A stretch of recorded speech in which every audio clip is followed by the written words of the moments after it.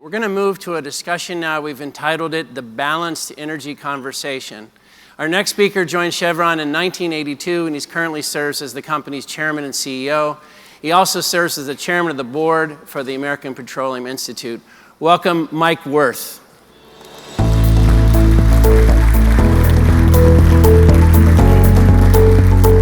Thank you, Mike. Thanks for coming.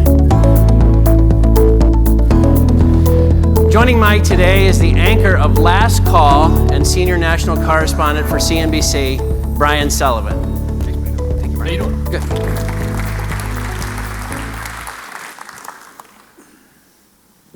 John, that was a great talk. I did not have Djibouti on my country mention card.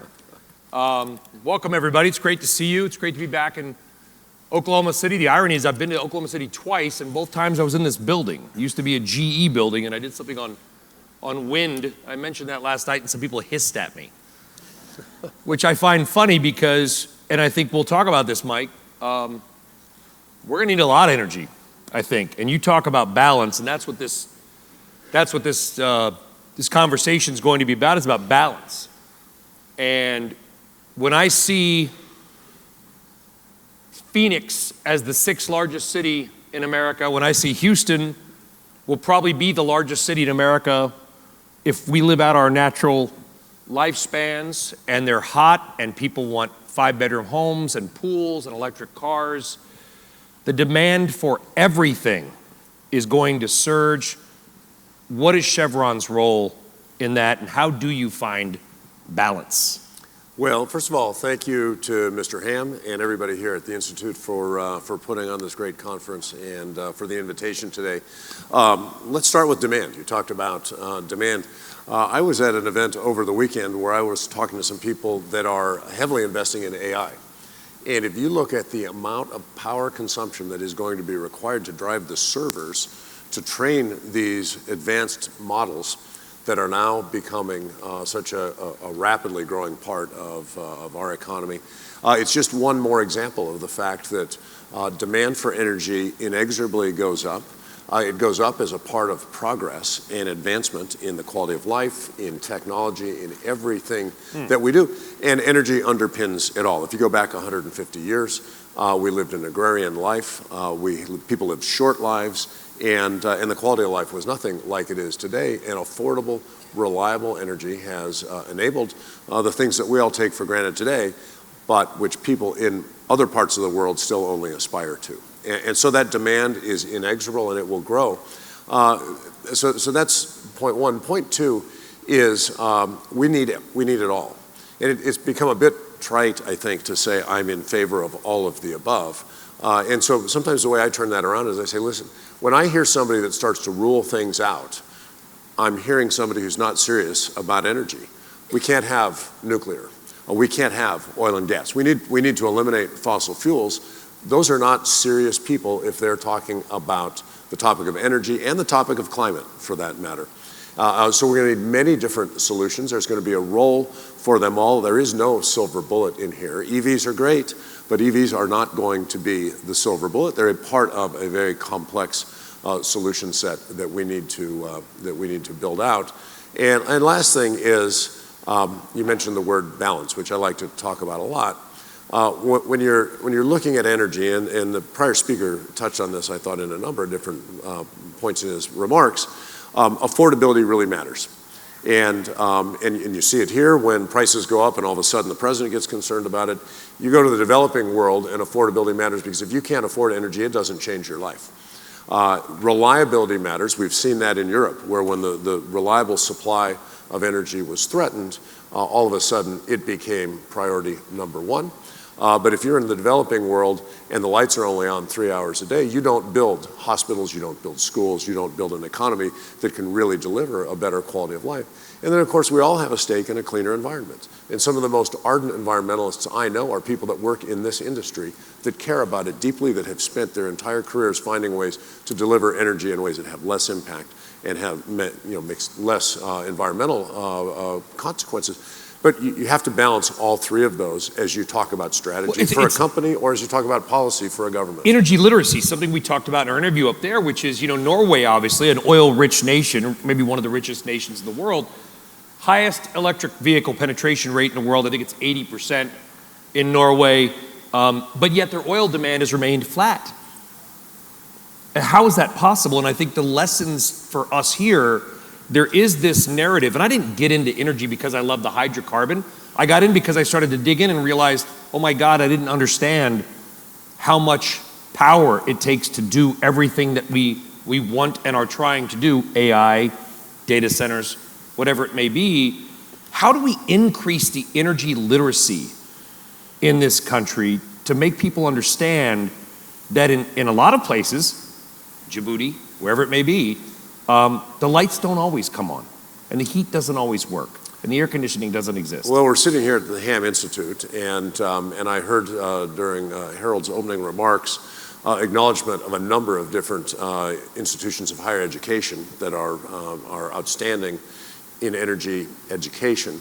I think we have to go back further into our system. Our children aren't learning the basics of science and math in the K through 12 levels. And one of the challenges is the laws of physics and thermodynamics and economics are incredibly stubborn. And when you're in the energy business, you run into those each and every day.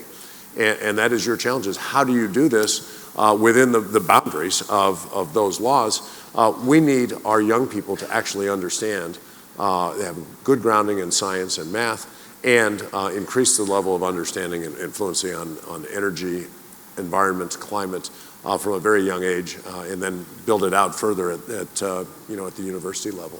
It's here, I told you, because of wind, no hissing, and the governor remarked, Oklahoma is the third largest wind generator in the United States. What's amazing to some of the folks I live in New Jersey, and I'll talk to some very smart friends, and I say, well, if you want to see wind turbines, because we have this thing going on offshore, off the coast of New Jersey and Rhode Island, and there are all these fights now. Come to Oklahoma, come to Texas, come to Iowa, because you know what you need to have a wind turbine? You need wind. And I feel like sometimes we try to put square pegs in round holes in this country, where you've got a lot of hydro up in the Pacific Northwest, you've got a lot of wind here, gas here. How do we, from a policy perspective, maybe also make people realize, to your idea of balance, Mike, that it's not one size fits all for everybody. Use what you have. Yeah, it's in the U.S., and then I want to touch on international for a moment. But in the U.S., one of the reasons I think we've not had good energy policy is because we're spoiled. We have an abundance of energy resources in this country: coal, oil, gas, wind, hydro, agricultural products that can support biofuel. You go around, and this country is one of the top 2 or 3 producers of virtually every energy resource there is. We've got this tremendous capability in the energy sector, and then we've got the biggest economy. So on the demand side and on the supply side, we've got abundance, and we've got free markets and the rule of law, and business kind of sorts most of this out.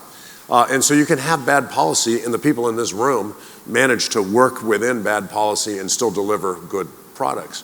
If you get to most other countries in the world, energy is absolutely vital to their economy. You either have countries that are huge importers, think Japan, and they have to be smart about energy because it's fundamental to their policy, or they're big exporters. And so think of countries in the Middle East or West Africa that are big energy exporters. They're sharp on energy policy because it is so central to their economy. And it's different in every part of the world, to your point. And so, to me, the key is to recognize that countries are at different stages of evolution. They've got different resource foundations, and they've got different social priorities. We need to work within those confines to help them achieve their goals, and not have unelected bureaucrats or people that go to conferences set the priorities for every country in the world. You got to talk about Europe, and I've been there a number of times for CNBC, but even before the war began, talking about the issues were clear before Putin's invasion of Ukraine and the horrible war that's going on there, and Nord Stream.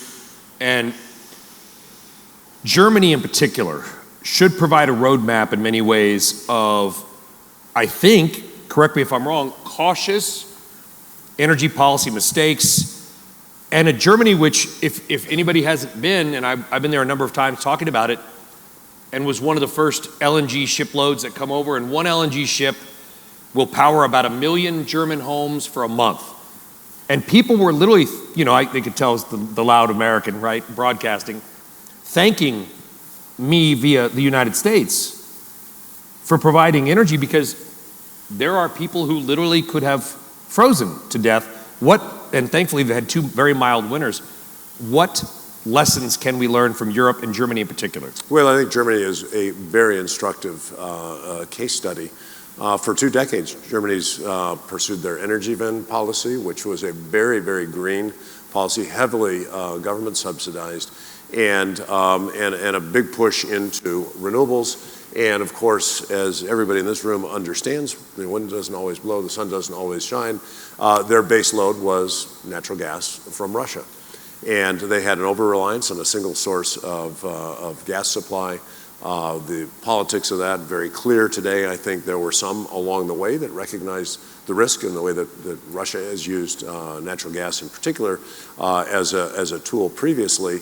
But with the war and the things that we've seen right now, you see the consequences of an unbalanced approach to energy policy, where a focus only on environment and not a focus on also balancing it with affordability and reliability/security created this big vulnerability. And the economy now is dealing with it. You saw it on the charts in the prior speaker's presentation. And I still think there's a bit of a disconnect. I talked to people in the policy circles in Europe, and they think because last year they had a lot of Russian gas already in storage before the pipeline got blown up. They had a sharp decrease in industrial demand, and they had a very mild winter. And the worst didn't come to pass. They think they're through it. And those 3 things are not guaranteed to repeat. They're not through it.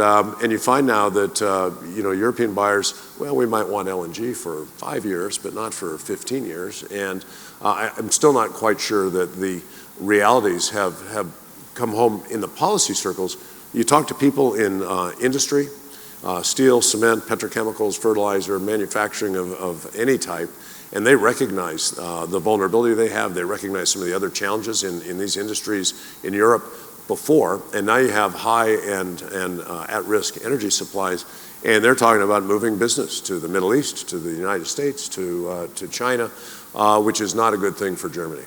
Well, and I think Governor Stitt referenced it earlier. I mean, the irony is it's good for America.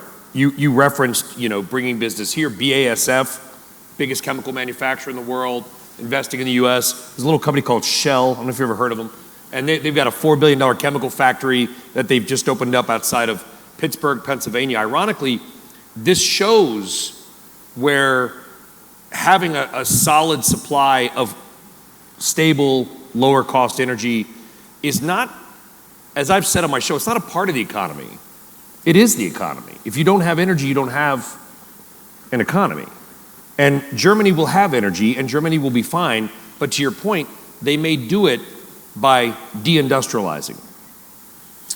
Germany has been the industrial heartbeat of Europe for decades, and they've got to compete in a global market. They've got to compete against global competitors that are not saddled with the same labor costs, the same rigidities in work hours and rules and environmental regulations and energy costs. And so for them to compete, they need to have affordable and reliable energy along with a lot of other things. And a lot of German companies are recognizing that has become so difficult now that they're moving investment to other parts of the world.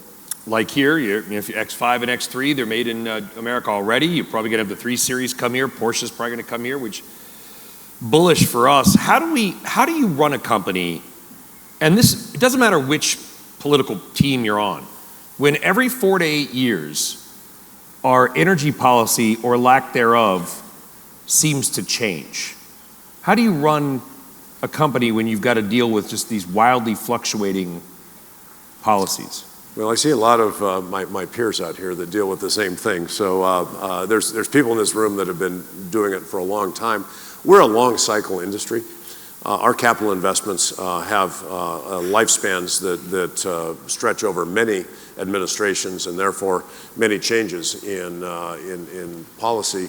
And you have to try to see through that to the underlying trends on supply, demand, technology, where you think durable policy will go. And durable policy is not always easy to project because we tend to try to look for common sense, things that make good sense for the United States, and believe that over time we'll see policies that reflect that. But you also manage your risk by metering your investment. You don't invest into places with great uncertainty. You pull your investment back, you slow down the rate of investment. A company like ours, which operates around the world, can move capital out of the United States into other parts of the world where we see less risk and better returns. And so the cost of this policy incongruence is that it slows investment. And sometimes people, hear people say, well, the U.S. is, we're back up to record levels of production. With better policy, we would be beyond that. And so we really do need more consistency and more predictable and durable policy to enable what is the greatest sector of our economy and the biggest single lever to our ongoing global competitiveness. And we have to do it in a responsible way. And I think you've said this a few times, and I think many of your peers in this room have said this. And if the oil and gas energy industry is not at the table in discussions about climate or emissions, then you're literally not in the discussion. Like your industry, I think you would agree, whatever people may think, has to be there. Otherwise, it's not going to advance in, I would argue, a scientific way. Well, I heard the data cited earlier today that 80+% of the world still runs on fossil fuels. There's another way that I've heard people describe this, which is the world runs on energy system A today. And you hear a lot of people that would like to have energy system B, which is this lower carbon energy system, which is maybe 2 or 3% built. And will take a long time and a lot of capital in order to transition to that. And so to have the people that are responsible for building and investing in and operating and improving what runs the world today excluded from the conversation about how do you build up some of these new sources of energy, it doesn't make sense. This industry has the best engineers, the best project managers, the best technical capability, the balance sheets, and the human capacity to do just about anything.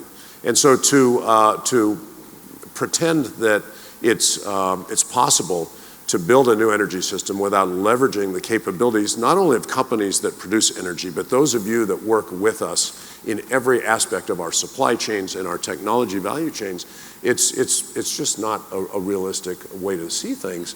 And I try to tell people from both parties, look, we're not the enemy. We are business people, we're Americans, we're patriots, and we want our country to be strong and secure and viable, and invite us in. We're not always going to agree, but we're going to get to a better understanding if we have these conversations. It's hard, and not everyone believes that we have that role to play, but if you exclude this industry, you guarantee that we will not make the progress that we could. And if I'm hearing you right, I think your message here to a lot of people in this room too is whatever they may think, they need to be active. It's not just they need to be actively engaged in the conversation. It's not just that needs to come to you, you need to go to them, and we need to have this conversation about building out energy in an environmentally friendly way. If you can do it in a way that's better for the environment and still make money, isn't that the right path? That's what people in this room have done for their entire careers, is built out an energy system that provides heat and light and mobility and space heating and space cooling and all the things that are required, and do it in a way that has less impact on the environment. That's what we've always done. And it's what this industry will continue to do. Yeah, well, I work for CNBC, and sometimes we talk about stocks. And I'm just a blimp, hopefully not the Hindenburg, which is hydrogen, by the way. And I just kind of hover around. And about 2 to 3 years ago, your industry was uninvestable. I mean, I watch the trends. Again, I'm not in the markets, don't own any stocks except for Comcast, my parent company. I have to disclaim that. But I see the trends. And your industry, completely uninvestable, it's over, forget about it. Not being political, not being anything, I'm looking at Chevron, some of your competitors, stocks have been soaring. Some of the new energy stocks, ETFs, have been tanking. What's going on? Are we seeing a reversal? What are you hearing from investors? When they come to you, some of your biggest investors, your IR team, what questions are they asking? Well, it's interesting. I mean, there are a number of dynamics at work here. Over the last decade or so, our industry chased growth as opposed to value for shareholders. You literally lit money on fire. Well, not literally.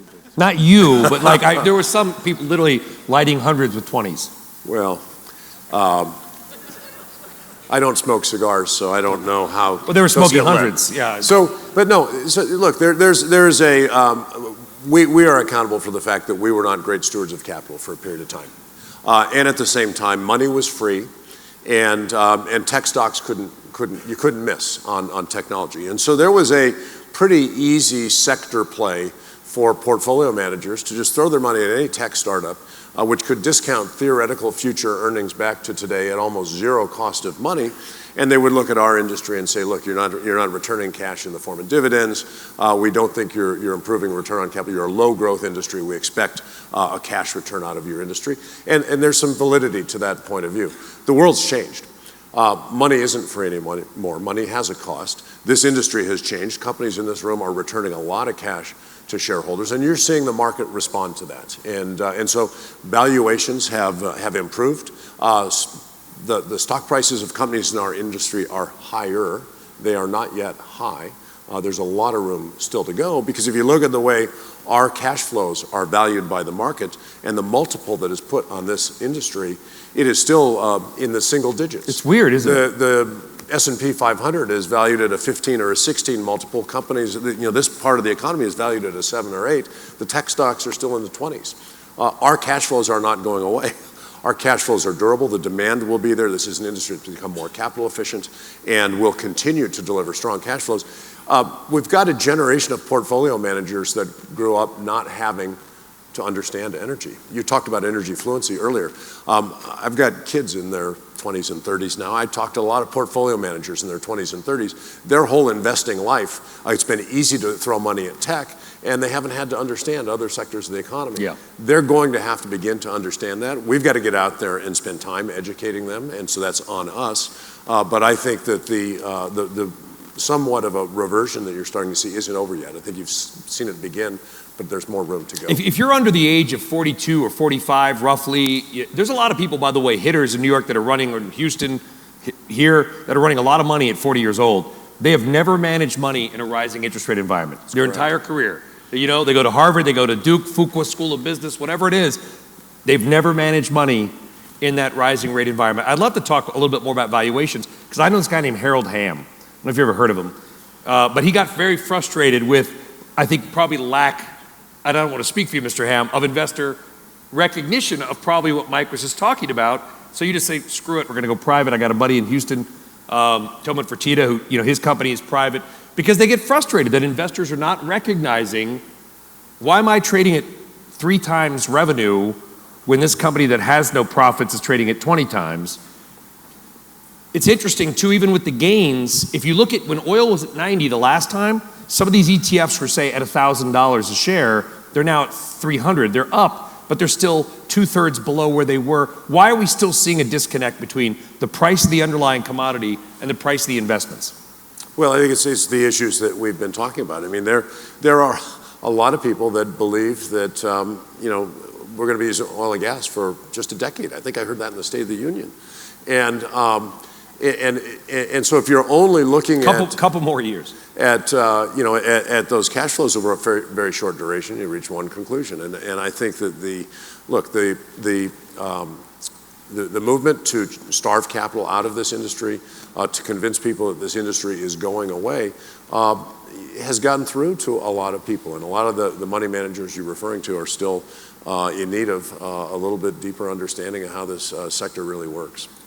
But how many of them do you think, and again, just not specific, just broadly, that if you met with today and just, if you showed them your company, or if you're Devin or Chesapeake or Nick, for anybody else that's in here, showed your numbers, no name. You don't talk about the industry, you have no logo, you just show them a blank Excel spreadsheet or print it out and say, would you invest in this company? 99% will say, oh yeah, I would. But then you put the Chevron logo on there.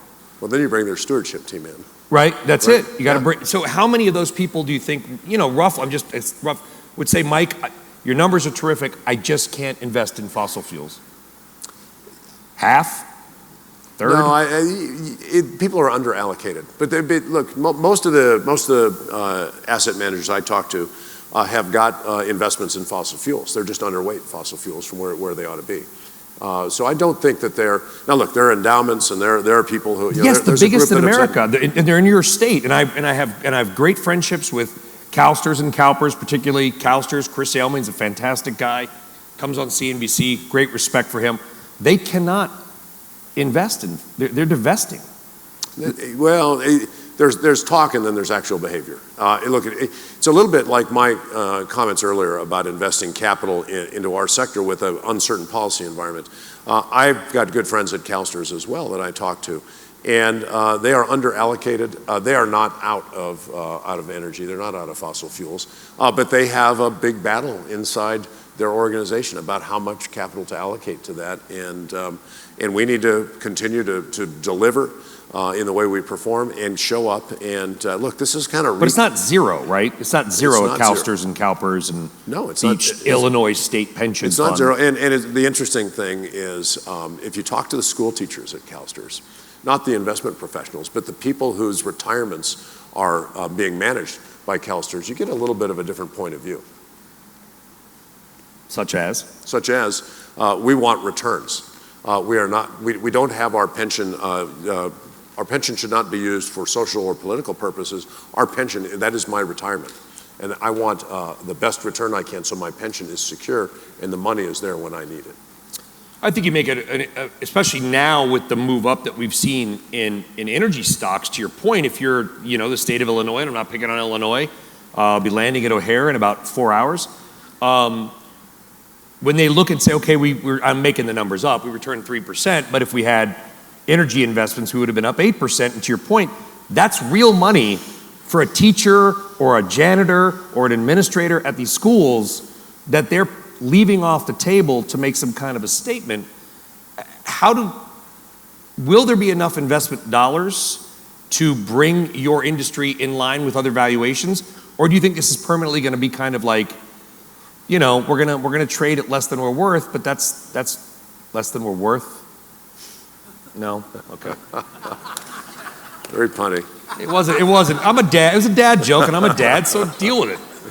But do you just gotta go to your IR team and be like, well, this is what we're gonna get? Well, I'll tell you, from my point of view, this is retail politics 101. I go out and I spend a lot of time on the road with investment houses, with portfolio managers, talking them through the basics that we're talking about. You can't, look, they haven't seen interest rates rising. They haven't seen energy the way that they should see it.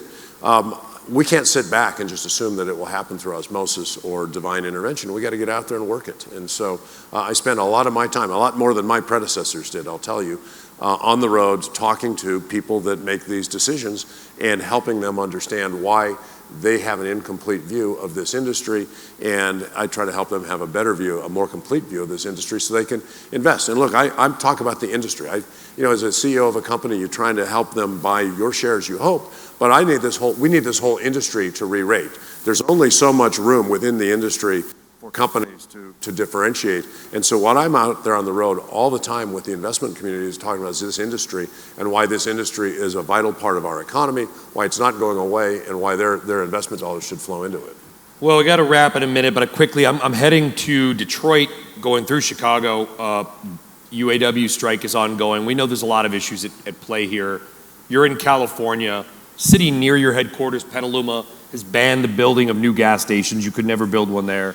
I'm convinced everything you want to learn about life, you can learn from The Simpsons. And there's one years ago, decades ago, where the actor Ed Begley Jr., who's an environmental activist, like, what's that? He gets it, he puts it on, he goes, it's a go-kart powered entirely by my own sense of self-satisfaction. And he zips away. In 20 years, what is the American fuel mix going to look like? It's going to look an awful lot like it does because the UAW today. would like to know. No, it's going to look an awful lot like it does today. We'll see more EVs. We expect EVs to continue to penetrate. There's a lot of government incentives to do it. They're still more costly than the alternative. There's a lot of infrastructure issues. There's a lot of supply chain issues on batteries. You know, all that was up there. You can do things at a small scale. The energy system is enormous. And so what they're going to find is that scaling this to the level that is expected is going to be more difficult and more slow. And that means the rate of change is going to be slower than what they can model in a spreadsheet. And so it'll look different than it will today. I think we'll have a more diverse mix. I think oil and gas will still be a very, very prominent part of it. And it will evolve slowly, not change abruptly. Because this is what this fight, a lot of it's over. And I sit back and I look at Nissan, Toyota, and Honda, and they're kind of sitting out saying, you know what? Maybe hybrids are the answer. And by the way, maybe better environmentally as well, all in on the supply chain. We're done. In fact, we're over time. Mike Wirth, CEO of Chevron, thank you. Really appreciate the conversation.